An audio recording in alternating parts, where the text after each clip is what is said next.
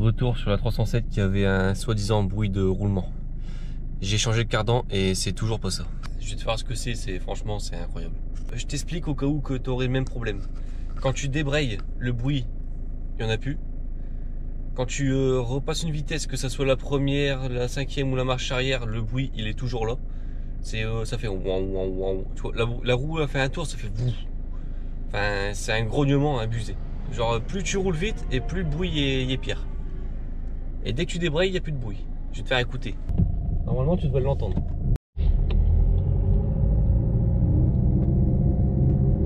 Écoute.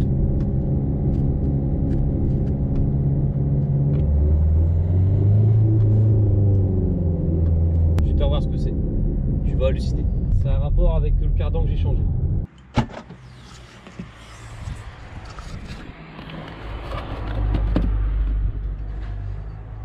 C'est cette pièce là, le support moteur inférieur. Alors pourquoi cette pièce qui fait du bruit? Tu vas vite comprendre. En fait c'est pas vraiment cette pièce là qui fait du bruit, c'est le cardan. Sur le... Ouais, ça je vais t'expliquer après. Sur le cardan tu as un roulement. Et sur le roulement il va se prendre dans ce logement. Et dans le logement là, le roulement il bouge. Parce que ce logement là il y a du jeu. Donc soit les mecs quand ils ont remonté le cardan ils ont mal serré les vis, du coup bah, le roulement il bougeait. Ou parce que je sais pas. Parce que j'ai changé le cardan déjà une fois dans ma vidéo précédente, que tu retournes 2 vidéos en arrière. J'ai changé le cardan, ça a marché une semaine et une semaine après le bruit est revenu. Donc c'est le super moteur qui commence à, je sais pas, il s'effrite, j'en sais rien. Comme c'est de l'alu, je sais pas du tout. Et si tu veux faire le test que c'est ça, tu prends ta voiture, tu la fous sur chandelle. Tu mets ta roue là ici levée sur chandelle, le trou sur chandelle aussi. Tu dis à quelqu'un qui passe la première ou la deuxième et qui freine légèrement. En fait, il faut qu'il essaye de reproduire le bruit que ça te fait sur la route. Et si tu entends le bruit, là tu viens en dessous, tu vas sur ton cardan droit, tu poses ta main dessus, même s'il tourne, fais attention, mais tu poses ta main dessus comme ça, tu vas sentir des vibrations à l'intérieur. Après tu le prends et tu tires comme ça vers l'avant du moteur. Et si le bruit s'arrête, tu peux dire que c'est ton support moteur qui a du jeu et qu'il est mort. Ça c'est du bon montage. Tu vois le cardan est tout neuf. Après ça c'est normal, c'est moi qui l'ai changé. Déjà, l'étrier il dégage. Dévissons, dévissons, dévissons, dévissons. Un, dos. Ah, voilà. Voilà, là c'est mieux là.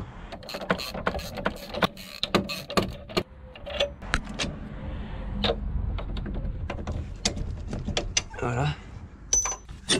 Voilà.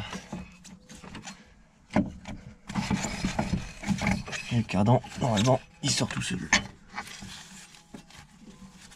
Voilà. Ouh.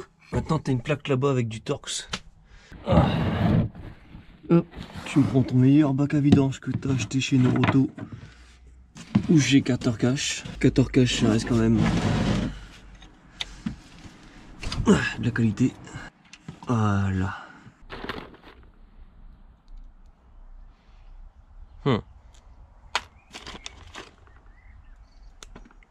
Oui, je préfère. Alors vous êtes plutôt team joint cuivre ou petite joint team joint comme ça, joint de vidange? Je préfère les comme ça, c'est mieux. Moi si tu as la flemme de rechanger ton joint, et ben tu remets le même. Ok. Voilà. Non, c'est... Là, je t'ai démonté le cardan. Maintenant, je vais démonter ce support moteur là. Et je te reprends tout de suite après. T'as 4 vis. T'as 1, 2. Et de l'autre côté, t'as 2 vis aussi. Ancien.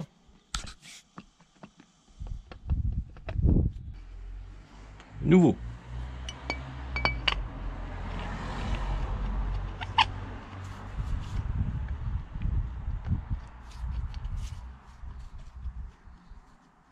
De toute façon, le super moteur il commence à s'arracher. Tout ça pour ça. T'as une petite plaque qui vient ici. Et elle se prend là. Et elle tient le roulement. Et comme le roulement est abattu, je sais pas si tu vas voir, mais il est un petit peu bouffé là et puis là. Donc je crois que je vais la retourner. De toute façon on s'en fout, ça change rien. Ce que je vais faire c'est que avant de remonter le cardan avec le roulement, je vais me mettre du Loctite. Il y en a qui vont peut-être me dire non, t'aurais pas dû faire ça, machin. Je fais ce que je veux, c'est ma voiture. Et je mets du Loctite comme ça au moins ce roulement là, il ne bougera plus. Support moteur remonté, cardan dégraissé. Je vais foutre un peu de Loctite. Et je vais en foutre un petit peu là-bas aussi. Alors là mon gars, si ça continue à bouger, je comprends pas. Là je viens d'armonter le cardan et il n'y a plus de jeu du tout dans le cardan. Le support ici, j'ai le roulement qui rentre dedans là. Et quand je le prenais comme ça le cardan et que je le bougeais, ça faisait du bruit. Et là quand je le prenais aussi, ça faisait du bruit aussi. Et là, j'ai plus de jeu du tout. J'ai retourné la plaque parce qu'elle était un petit peu usée. Je l'ai foutu vers le haut, pas vers le bas, parce que j'ai peur qu'il y ait une disque d'essai avec la plaque elle se barre, comme il y a une demi-lune coupée. Et là, j'ai plus de jeu du tout. Je suis pas sûr que le Loctite était nécessaire. Après c'est un Loctite qui sert à peu près, on va dire, serrage fort, mais il sert pas de trop. Je connais le Loctite, donc si un jour je dois le sortir, je prendrai un petit tournevis là. Je le taperai vite fait là derrière et puis il sortira quoi. Mais bon, je suis pas de l'autre de sortir quoi, parce que la voiture, y a rien à faire. Je te dis pas le temps que j'ai passé pour chercher cette putain de panne de merde. On va tout remonter et on va faire un test. Voilà, pas besoin de mettre de graisse parce que je l'avais déjà graissé le dernier coup. Alors comme tu vois, moi j'enlève juste l'étrier et ça, et il y en a largement assez. Ça c'est pas tendu. Là on s'en fout, la rotule. C'est articulé. Et le triangle pareil. Hop, là il est rentré dedans. Et voilà, il est rentré dedans aussi. Fais gaffe en mettant tes coulisseaux, t'as un plat là, et le plat il va contre l'étrier. Alors désolé à toutes les personnes qui ont vu ma dernière vidéo avec le cardan, là, que je disais que c'était ça la panne. Et tout compte fait, ben, je me suis trompé, et c'était pas ça la panne. Clac clac, serrage aux coupes. Clac clac, impeccable. Hé hé, écrou de cardan, paf. Péteuse Parkside qui ne fonctionne pas. Après j'ai oublié de préciser, elle a au moins 4 ans celle-là, je crois qu'elle en a déjà vu assez vu dans sa gueule. Voilà. Bon c'est bien, allez, on met la roue. Et terminé, bonsoir. Oh putain de merde, non. Ah, j'ai l'oxyté ma chaussure, mon pied va rester collé. Y'a qu'à moi que ça arrive. Oh mec. Oui, très bien. Ne serre jamais tes roues avec la choc. Là j'ai pas serré, j'ai juste rapproché. Là t'as vu, je suis obligé de tenir la batterie comme ça pour que ça fonctionne. Après la batterie elle fait du moonwalk dans la péteuse quoi. Wow. Elle est où la barre de fée? Elle est là. On va remplir la boîte quand même avant de faire un test.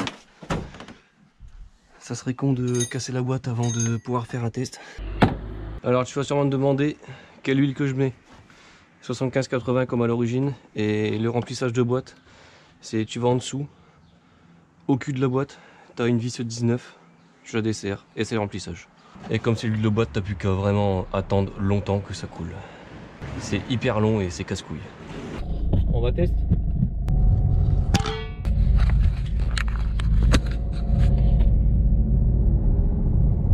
Écoute.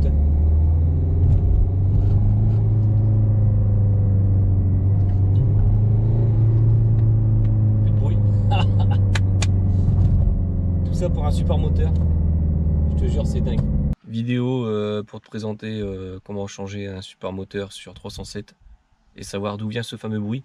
Parce qu'il y a plein de monde qui dit sur internet que c'est un arbre primaire de boîte ou un roulement de boîte, mais c'est pas ça du tout. En fait, c'est un support de boîte moteur. Support de boîte moteur. Un support moteur qui sert à supporter le cardan. Aussi. Ok. Je te laisse sur cette vidéo très sympathique. Je suis actuellement en train de restaurer ma Simca 1100. Donc si tu veux me suivre, vas-y, suis-moi. Mais si tu veux pas, bah casse-toi, tant pis, écoute. Ciao. C'est pas un chiffon sale, mais c'est un plastique sale.